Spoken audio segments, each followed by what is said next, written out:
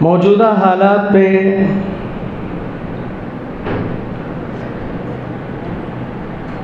مسلمانوں کی کیا ذمہ داریاں بنتی ہیں بحیثیت ہندوستانی ہونے کے؟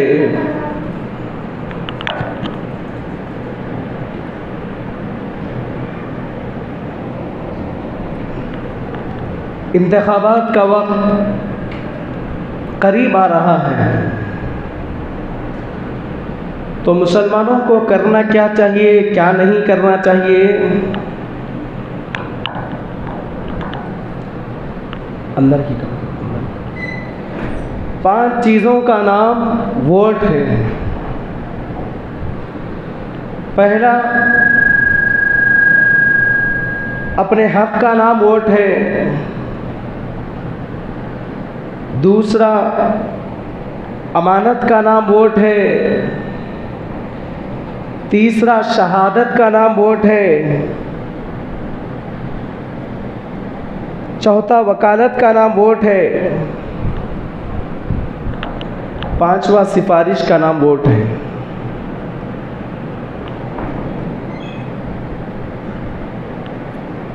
ووٹ کے ذریعے آدمی حکومتوں کو گرا بھی سکتے ہیں اور حکومت کو لا بھی سکتے ہیں۔ علماء کو سیاست کے میدان میں آگے رہنا چاہیے۔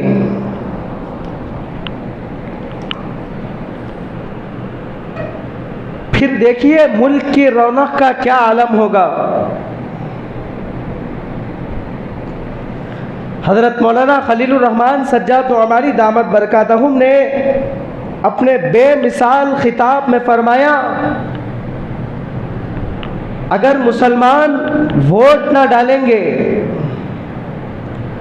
اگر خدا نہ کرے ظالم مسلط ہو جائے گا،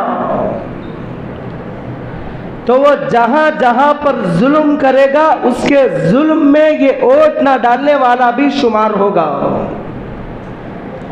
بہت سے لوگ یہ سمجھ کر چھوڑ دیتے ہیں کہ میرا ووٹ، ایک ووٹ کیا کام دے گا، میرے ایک ووٹ سے کیا تبدیلی آئے گی۔ بہت سارے لوگ ووٹ ڈالنے کے سلسلے میں کوتاہی کرتے ہیں، لاپرواہی برتتے ہیں۔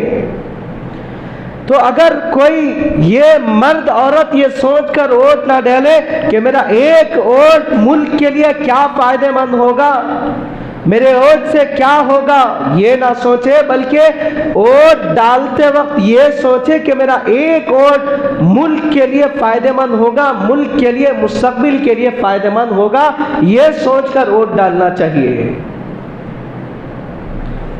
غلط سوچ نہیں سوچنا چاہیے، بلکہ مثبت سوچ، اچھی سوچ کر ووٹ ڈالنا چاہیے۔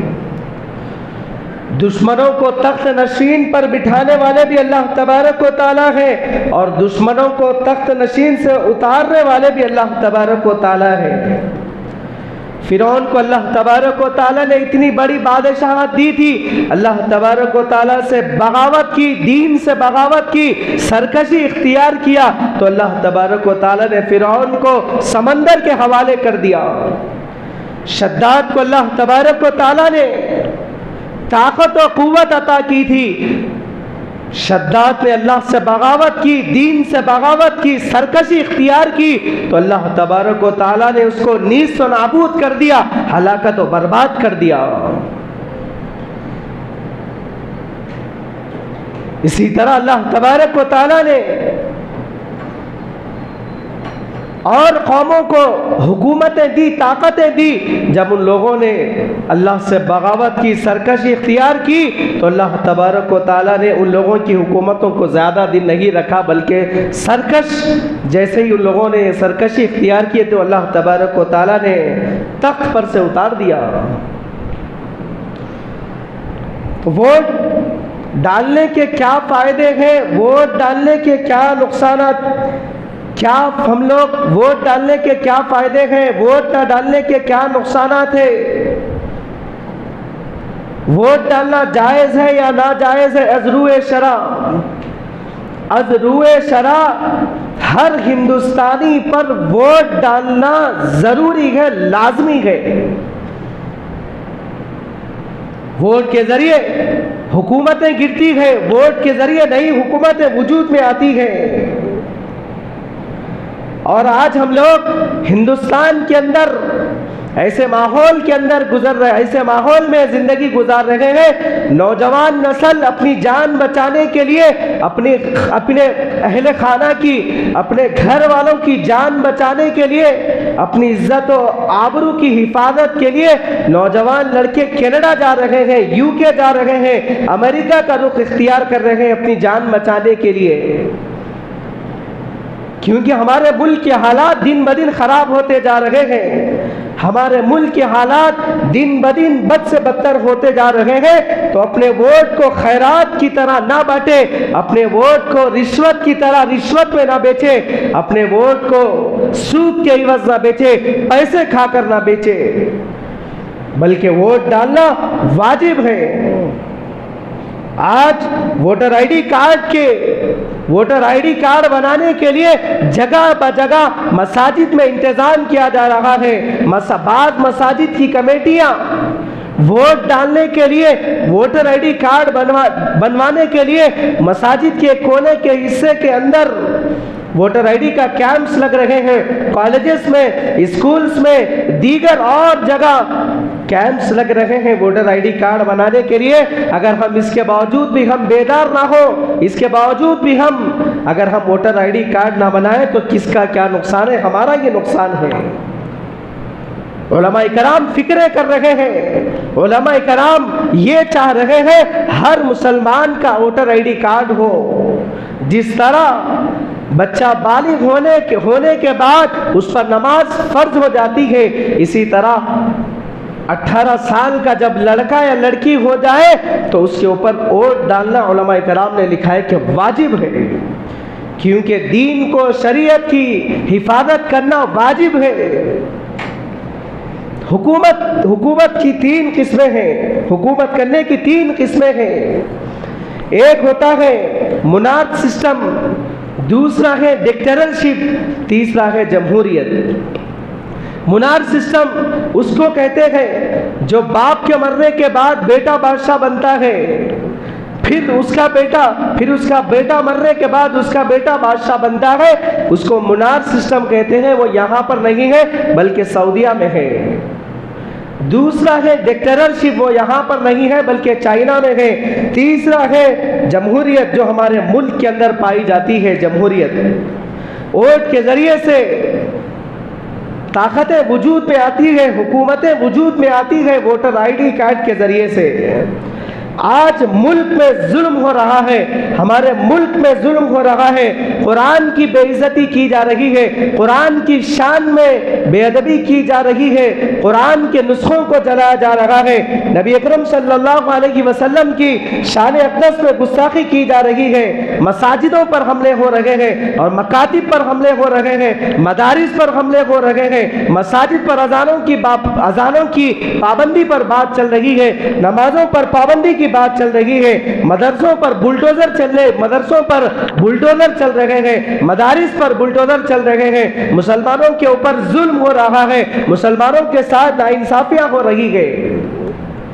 تو ہم کو ایسے ماحول کے اندر صحیح پارٹی کو چن کر ووٹ ڈالنا چاہیے۔ اب یہاں پر 2-3 باتیں ذہن کے اندر رکھیے۔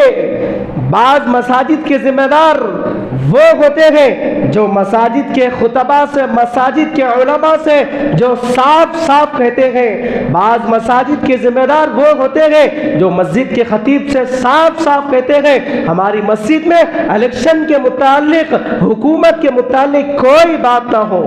اور یہ وہ جاہل مطلق ہوتے ہیں، یہ کہنے والے وہ جاہل و مطلق لوگ ہوتے ہیں جن کا تعلق دین سے نہیں ہوتا ہے۔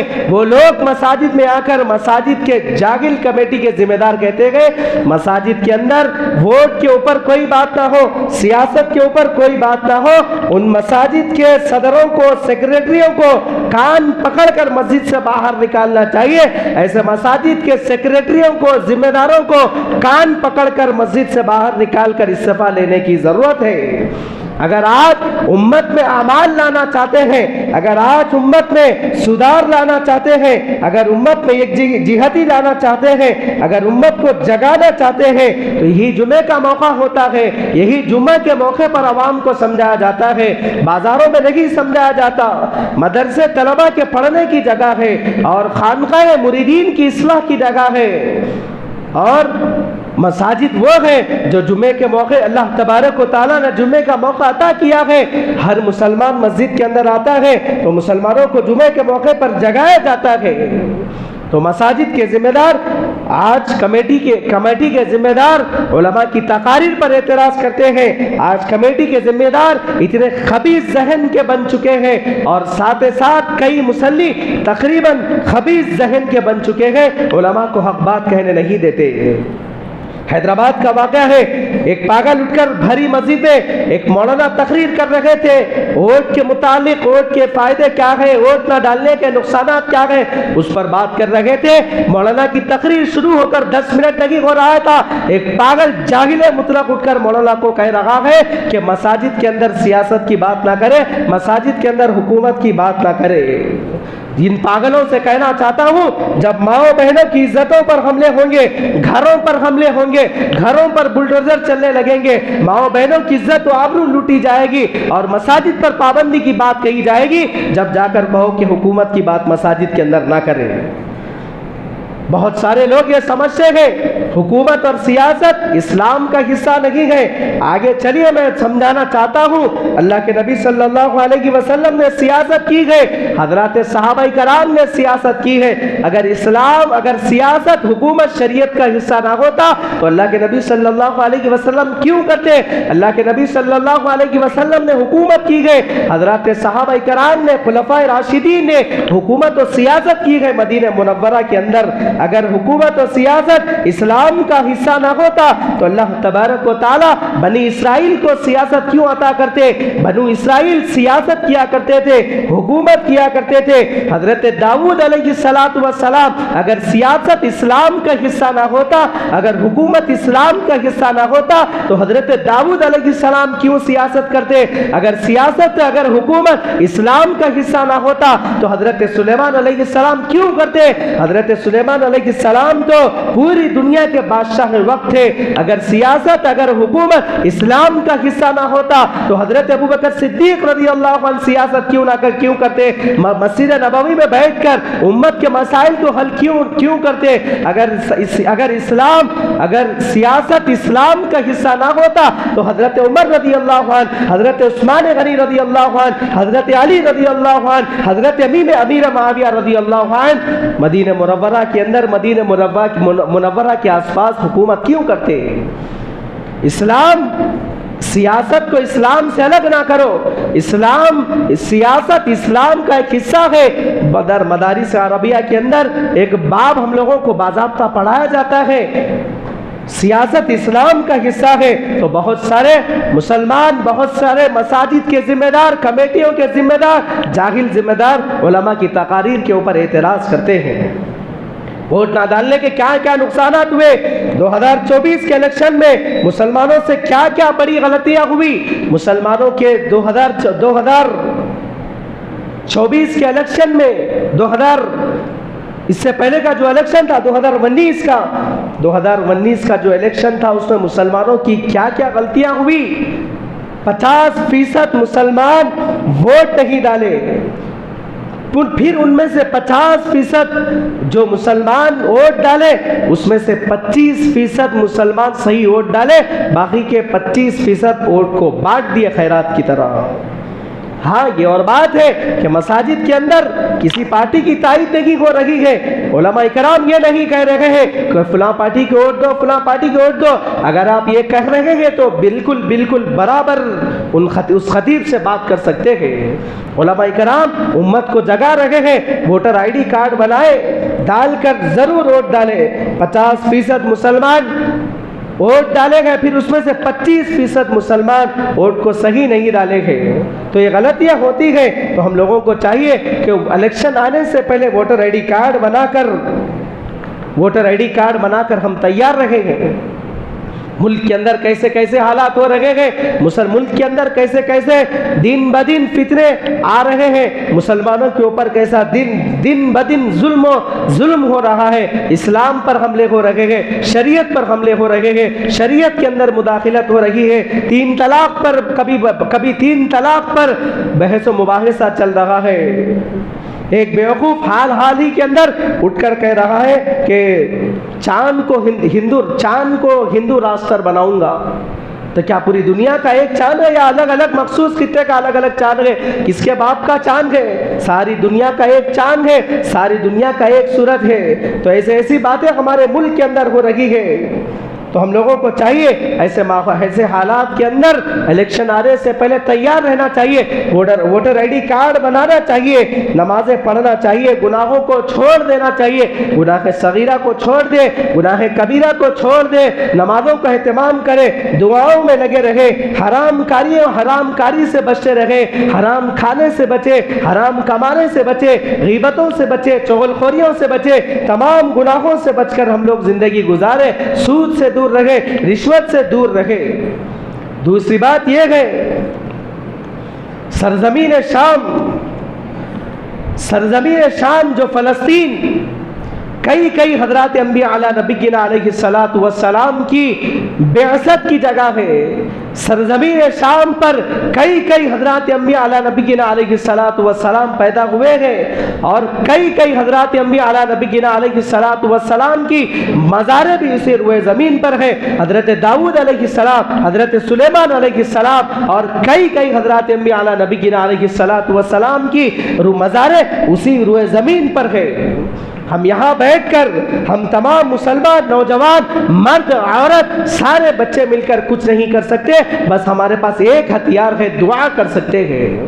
دعاؤں میں لگے رہے، فلسطین کے مسلمانوں کے لیے، فلسطین کے مسلمانوں کی ماں بہنوں کی عزت و آبرو کے لیے، فلسطین کے مسلمانوں کے چھوٹے بچوں کے لیے، فلسطین کے مسلمانوں کے مرد حضرات کے لیے، فلسطین کے مجاہدین کے لیے ہم لوگ دعائیں تو کر سکتے ہیں۔